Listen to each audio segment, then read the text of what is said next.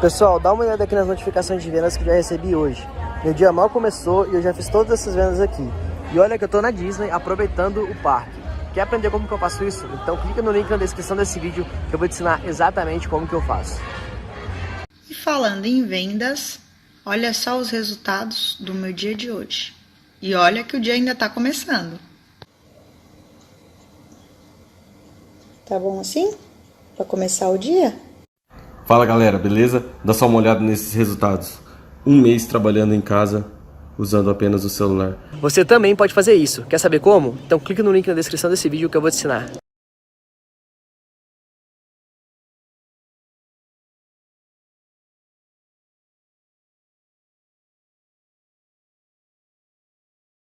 Está acompanhando o Flamengo, que se prepara para sua estreia na fase de grupos da Libertadores. Bom dia, Eudes. Bem-vindo à redação.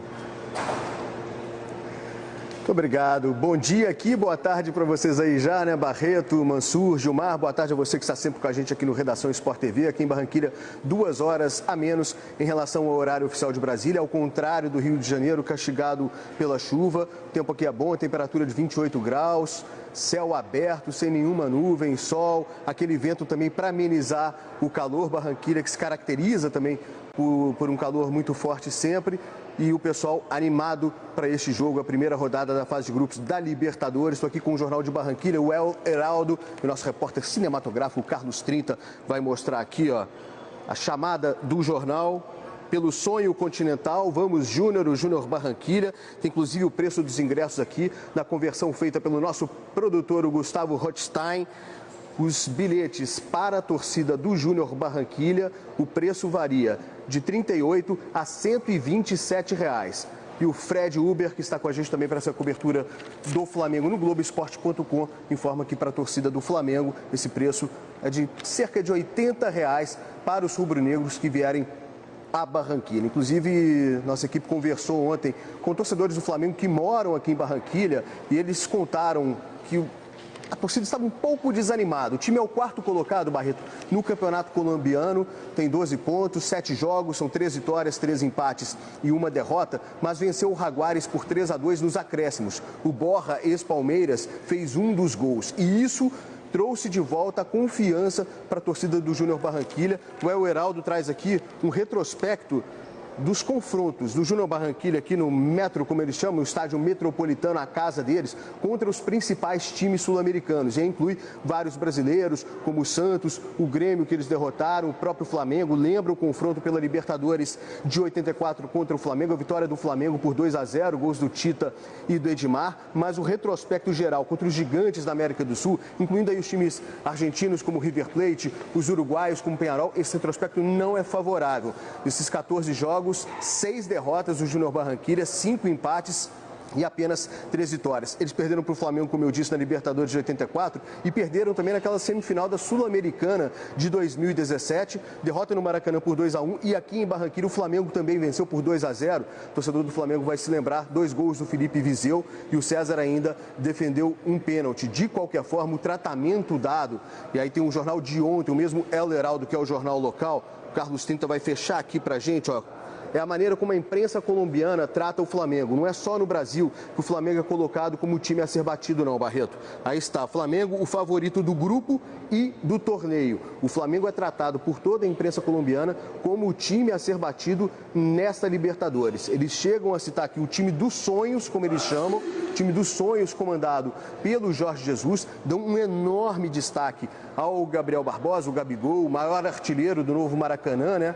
33 gols, fez 3 gols na goleada de sábado contra a Cabo Friense no Maracanã, pelo Campeonato Carioca, marcou 9 vezes em apenas 7 jogos este ano, tem uma média total no Flamengo de quase 0,8, uma média espetacular do Gabigol. O Flamengo que desembarcou ontem à noite, já na madrugada, início da madrugada no Brasil, 00:30, horário de Brasília, o time chegou aqui no hotel. Nós estamos, inclusive, no saguão do hotel onde a delegação do Flamengo está concentrada. Alguns torcedores recepcionando o Flamengo, já com aquele cartaz, o desenho do Gabigol. Hoje tem gol do Gabigol. Uma torcedora que se emocionou muito ao entregar o cartaz para o Gabigol e tirar uma foto com ele. Os jogadores do Flamengo não falaram com a imprensa, mas eles chegaram aqui no hotel por volta de 00:30 no horário de Brasília, 10:30 aqui em Barranquilha. Vão treinar hoje à tarde no centro de treinamentos da seleção colombiana. E lembrando que esse time chegou com 4 desfalques, né? Tá sem o lateral direito Rafinha, o zagueiro Rodrigo Caio e o atacante Bruno Henrique, que se recuperam de lesão,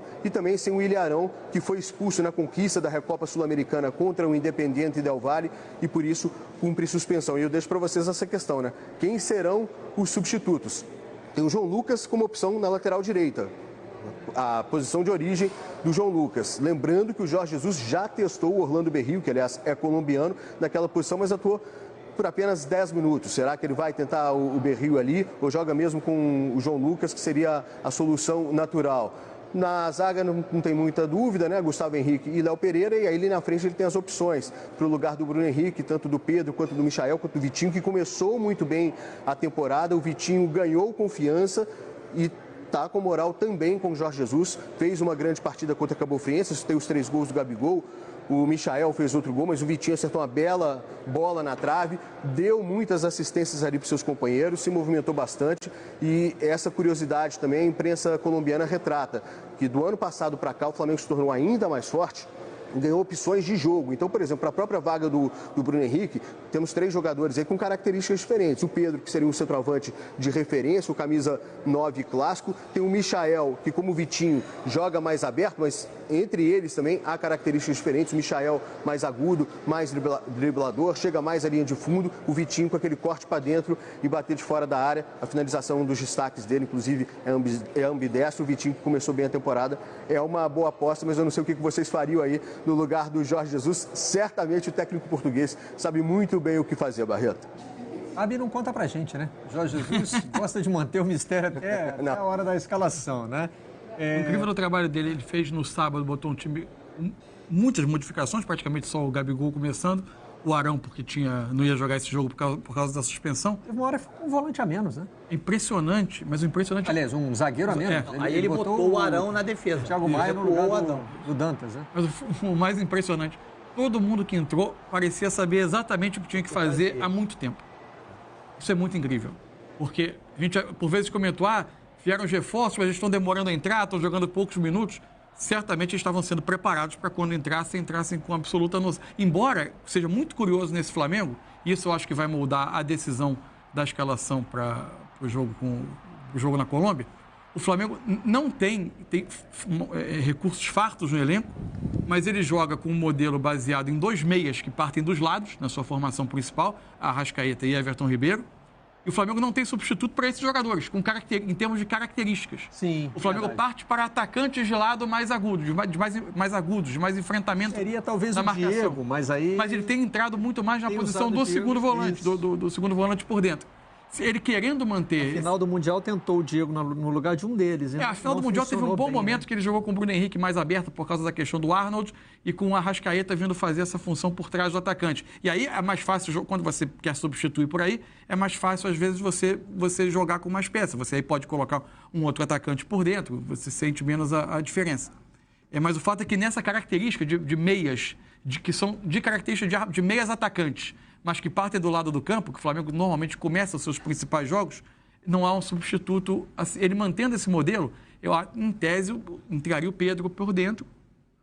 O Pedro Rocha jogou menos, né? Então, o Vitinho ou o Michael mudariam esse funcionamento. Partiriam pelo lado, trazendo talvez o Arrascaeta ou o Everton Ribeiro para o centro. Ele já está mudando um pouco a característica do Vitinho. O Vitinho hoje já é um jogador que já trabalha muito mais na construção por dentro do que era aquele jogador, aquele atacante de lado. Quando o Bruno Henrique não pôde jogar contra o... Peraí, foi o Bruno Henrique ou o Gabigol? O primeiro jogo contra o Independente Del Valle, quem não pôde jogar foi o Gabigol. Né? Isso, o Bruno Henrique jogou e se machucou. Então, mas esperava-se que o Pedro seria o substituto imediato do Gabigol. E não foi. Não foi. Ele botou o Diego, né, como mais um no meio do campo, e liberou o Arrascaeta um pouco mais para frente. Né? Então, quer dizer, a cabeça do Jorge Jesus também funciona na substituição, ela não funciona na maneira de botar o jogador de uma casinha. Ali tinha a característica também, talvez, da altitude que tenha moldado algum tipo de escolha. Né? Pode ser. Talvez tentando ter um pouco mais da bola. E ele já deixou isso claro, e os técnicos europeus trabalham dessa forma, que o jogador não tem uma posição fixa, né? O jogador não tem uma... O jogador tem funções, ele tem que estar capacitado para executar funções dentro de campo. E é isso que você vê que os jogadores do Flamengo, quase todos eles, se não todos eles, têm mais do que uma característica. O Arão, ele pode jogar de volante, defensivo, contenção ali na frente dos dois zagueiros, como pode jogar como zagueiro, como ele testou agora, como pode jogar como um meio avançado. O Arrascaeta já joga de centroavante, o Vitinho agora já joga de meia, os laterais fazem essa construção por dentro como se fossem meias. Então, aos poucos, ele vai moldando o elenco a uma versatilidade que agora eu entendo que as primeiras declarações dele esse ano, ele chegou a fazer uma brincadeira com uma declaração, se eu não me engano, do Vanderlei, que disse que os técnicos brasileiros já mapearam, decifraram o código Jorge Jesus de jogo, e o Jorge Jesus falou assim, eu já tenho novidades. Ele precisa apresentar algo diferente. Pessoal, dá uma olhada aqui nos meus resultados trabalhando pela internet. Olha só as comissões que eu tô ganhando todos os dias aqui na minha conta. Olha, de vários valores. É o dia inteiro caindo essas comissões na minha conta. Quer aprender como que eu faço isso? Então clica no link na descrição desse vídeo que eu vou te ensinar exatamente como que eu faço. Muita gente me pergunta como eu faço para ter resultado todos os dias pela internet. E olhem isso. 4.015 vendas. Tudo isso em apenas uma semana sendo aluno do João Pedro, beleza? Beleza? Olha só, nisso aqui. Só nesse dia aqui eu tive um pico de vendas de mais de R$ 1.600. E esse mês aqui nós estamos passando já dos 9K. Tudo isso aí eu aprendi com o João Pedro. Valeu, JP e equipe. Tamo junto.